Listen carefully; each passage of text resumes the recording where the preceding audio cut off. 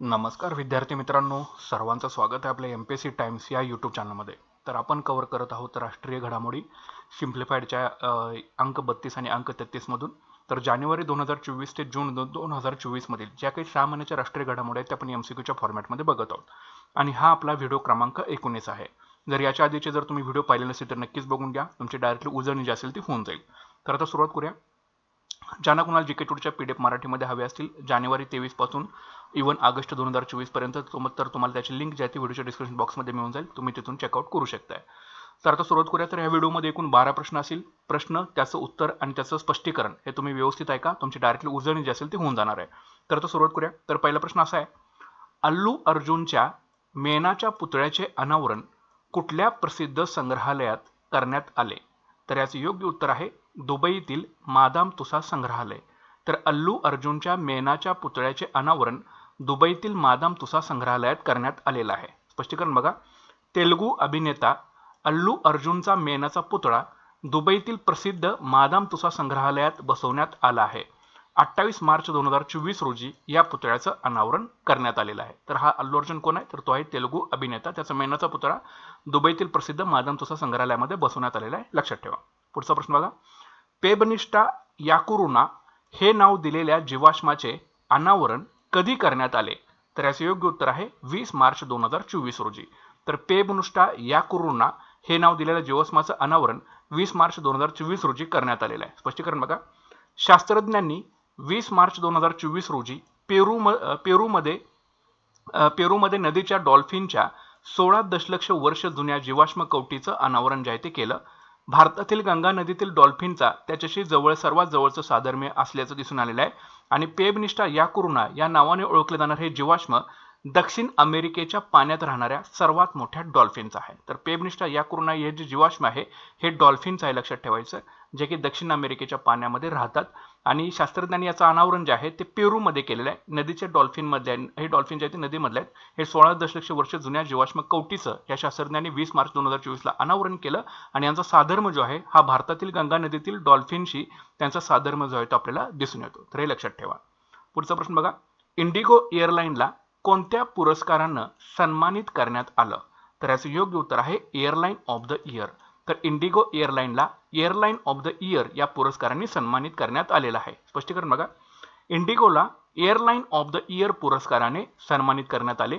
हा गौरव सन्मान मार्च 2024 मध्ये ग्रीसच्या अथेन्स येथे झालेल्या एअर ट्रान्सपोर्ट अवॉर्ड 2024 मध्ये देण्यात आला. एका कॅलेंडर वर्षात 100 दशलक्ष प्रवाशांची वाहतूक करणारी इंडिगो ही पहिली भारतीय विमान कंपनी आहे. तसेच एकाच दिवसात 2000 उड्डाणे करणारी ही पहिली भारतीय विमान कंपनी आहे. ठीक आहे. तर ही अशा इंडिगो एअरलाइन्सला एअरलाइन ऑफ द इयर पुरस्काराने सन्मानित करण्यात आलेला होता. हा गौरव सन्मान कुठे पार पडलेला होता? तर ग्रीसच्या अथेन्स इथं हा गौरव सन्मान जो होता तो पार जो होता तो पडलेला होता. आणि एका कॅलेंडर वर्षामध्ये म्हणजे संपूर्ण 2023 या कॅलेंडर वर्षामध्ये 100 दशलक्ष प्रवाशांची वाहतूक प्रवास करणारी ही इंडिगो जी आहे ही पहिली भारतीय विमान कंपनी होती. आणि एकाच दिवसात 2000 उड्डाणे करणारी देखील इंडिगो जी आहे ही पहिली भारतीय विमान कंपनी आहे. तर हे लक्षात ठेवा. पुढचा प्रश्न बघा. फुल बहादूर या कादंबरीचा इंग्रजी अनुवाद कोणत्या साहित्य महोत्सवात प्रकाशित झाला? तर याचे योग्य उत्तर आहे दिब्रुगढ विद्यापीठ आंतरराष्ट्रीय साहित्य महोत्सव. तर फुल बहादूर या कादंबरीचा इंग्रजी अनुवाद दिब्रुगढ विद्यापीठ आंतरराष्ट्रीय साहित्य महोत्सवात प्रकाशित झालेला आहे. स्पष्टीकरण बघा. फुल बहादूर या कादंबरीचा इंग्रजी अनुवाद दिब्रुगढ विद्यापीठ आंतरराष्ट्रीय साहित्य महोत्सवात प्रकाशित झाला. बिहारमधील नालंदा येथील प्रसिद्ध लेखक अभय खे यांनी अनुवाद केला आहे. 1928 मध्ये जयनाथ पती यांनी ती प्रकाशित केली होती. मगधी या नावानेही ओळखली जाणारी मगही भाषा बिहार, झारखंड आणि पश्चिम बंगालमध्ये बोलली जाते. ठीक आहे. तर हे लक्षात ठेवा. तर फुल बहादूर या कादंबरीचा इंग्रजी अनुवाद जो आहे हा दिब्रुगढ विद्यापीठ आंतरराष्ट्रीय साहित्य महोत्सवामध्ये प्रकाशित झाला. बिहारमधील नालंदा येथील प्रसिद्ध लेखक अभय के यांनी त्याचा अनुवाद जो आहे तो केलेला आहे इंग्रजी.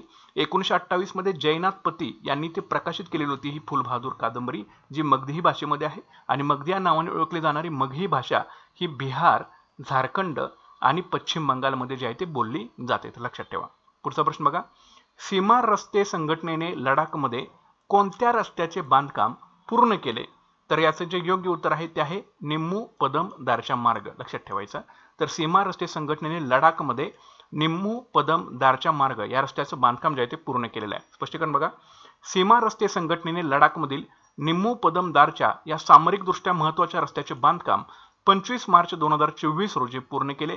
हा 298 किलोमीटर लांबीचा रस्ता कारगिल लेह मार्गावरील दारच्या आणि निम्मू मार्गे मनाली आणि लेह या शहरांना जोडेल.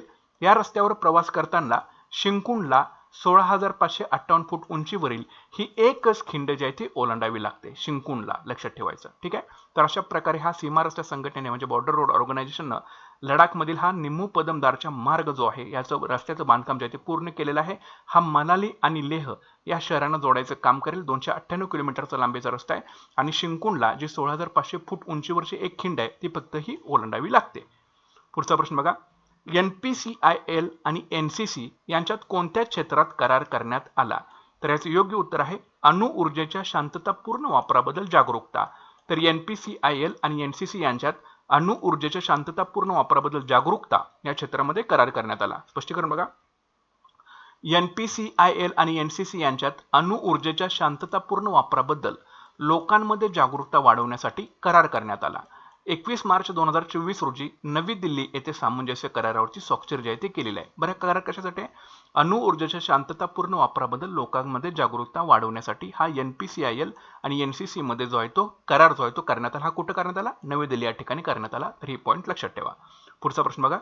बकोर पूल कोसळण्याची घटना कोणत्या नदीवर झाली? तर याचे योग्य उत्तर आहे कोसी नदी. तर बकोर पूल कोसळण्याची घटना जी आहे ह्या कोसी नदीवरती जी आहे ती पार पडली झालेली आहे. ठीक आहे. तर बघा, बकोर पूल कोसी नदीवर बांधण्यात येत होता आणि 22 मार्च 2024 रोजी तो कोसळला. कोसी नदीवर बांधण्यात येत असलेला देशातील सर्वात मोठा पूल बिहारच्या सुपौल जिल्ह्यात 22 मार्च 2024 रोजी कोसळला. National highway authority of India तर्फे हा पूल बांधण्यात येत आहे. बिहारमधील मधुबनी आणि सुपौल जिल्ह्यातील भेजा आणि बकोर दरम्यान कोसी नदीवर 10.2 किलोमीटर लांबीचा पूल जो आहे तो बांधला जात आहे. 2014 मध्ये मुख्यमंत्री नितीश कुमार यांच्या हस्ते या पुलाची पायाभरणी करण्यात आली होती आणि हा प्रकल्प भारतमाला प्रकल्पांतर्गत सुरू होता. तरी लक्षात ठेवायचं आहे. तर बकोर पूल जो आहे हा कोसी नदीवरती आहे आणि तो कोसळलेला आहे. ठीक आहे. तर हा देशातील सर्वात मोठा पूल हा बिहारच्या सुपौल जिल्ह्यामध्ये जो आहे तो बांधण्यात येत होता. हा पूल national highway authority of India म्हणजे नाही तर्फे बांधण्यात येत होता. बिहारमधील मधुबनी आणि सुपौल जिल्ह्यातील भेजा आणि बकोर दरम्यान कोसी नदीवर 10.2 किलोमीटरचा पूल बांधला जात होता.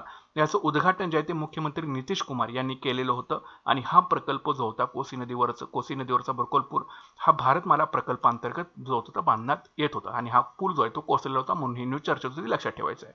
पुढचा प्रश्न बघा.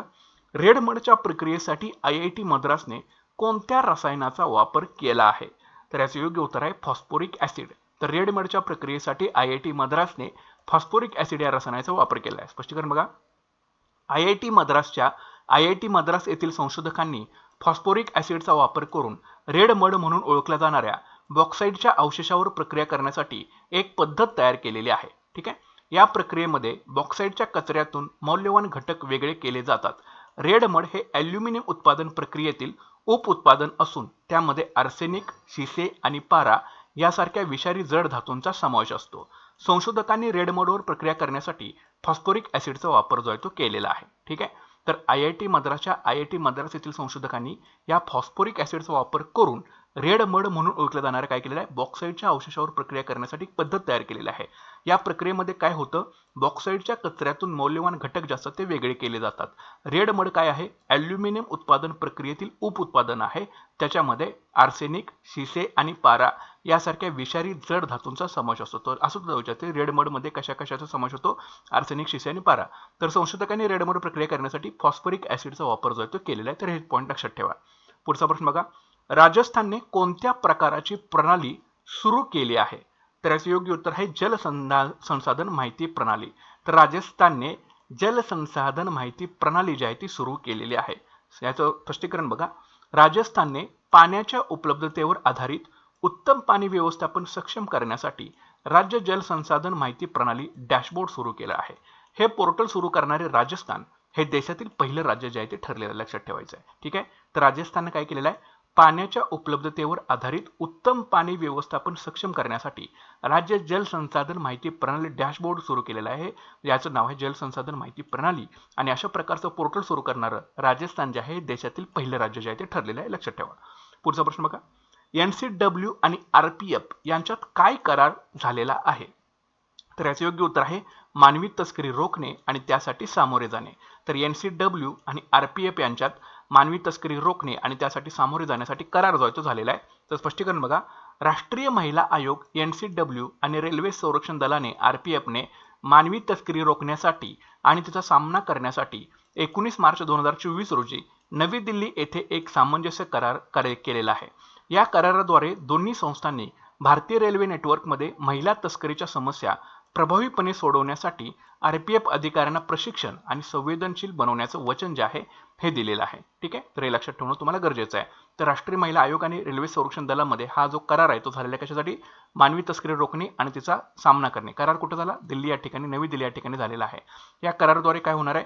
तर दोन्ही संस्थांनी म्हणजे राष्ट्रीय महिला आयोग असेल किंवा रेल्वे संरक्षण दल असेल यांनी भारतीय रेल्वे नेटवर्कमध्ये महिला तस्करीच्या समस्या प्रभावीपणे सोडवण्यासाठी जे काही RPF अधिकारी असतील त्यांना प्रशिक्षण आणि संवेदनशील बनवण्याचं वचन जे आहे या कराराच्या माध्यमातून दिले गेलेलं आहे. पुढचा प्रश्न बघा. केंद्र सरकारच्या तथ्य तपासणी कक्षाने कोणती अधिसूचना जारी केली? तर याचे योग्य उत्तर आहे IT नियम 2021. तर केंद्र सरकारच्या तथ्य तपासणी कक्षाने IT नियम 2021 शी संबंधित अधिसूचना जी आहे ती जारी केलेली आहे. स्पष्टीकरण बघा. केंद्र सरकारच्या इलेक्ट्रॉनिक्स आणि माहिती तंत्रज्ञान मंत्रालयाने तथ्य तपासणी कक्षासाठी IT नियम 2021 अंतर्गत अधिसूचना 20 मार्च 2024 रोजी जारी केली होती. मात्र केंद्र सरकारच्या या अधिसूचनेला सर्वोच्च न्यायालयाने 21 मार्च 2024 रोजी जी होती ती स्थगिती जी होती ती दिलेली होती. ठीक आहे. तर हा IT नियम 2021 अंतर्गत जे आहे केंद्र सरकारच्या इलेक्ट्रॉनिक्स आणि माहिती तंत्रज्ञान मंत्रालयानं ह्या तथ्य तपासणी कक्षासाठी ही अधिसूचना जी होती ती जारी केली होती. मात्र सर्वोच्च न्यायालयाने 21 मार्च 2024 रोजी याला स्थगिती जी आहे ती दिलेली आहे. पुढचा प्रश्न बघा. जागतिक अध्यात्म महोत्सव कोणत्या थीमवर आयोजित करण्यात आलेला आहे? तर याचे योग्य उत्तर आहे आंतरिक शांती ते जागतिक शांतता. तर जागतिक अध्यात्म महोत्सव हा आंतरिक शांती ते जागतिक शांतता या थीमवरती आयोजित करण्यात आलेला आहे. स्पष्टीकरण बघा. जागतिक अध्यात्म महोत्सव मध्ये आंतरिक शांती ते जागतिक शांतता ही थीम वापरली गेली. हा महोत्सव 14 ते 17 मार्च 2024 दरम्यान हैदराबादमधील कान्हावनम येथे आयोजित करण्यात आलेला होता.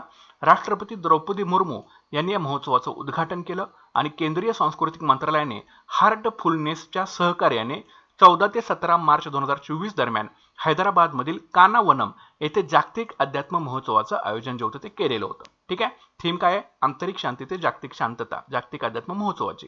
कधी पार पडला? 14 ते 17 मार्च 2024 रोजी. कुठे पार पडला? हैदराबादमधील कान्हावनम या ठिकाणी. उद्घाटन कोणी केलं? राष्ट्रपती द्रौपदी मुर्मू यांनी.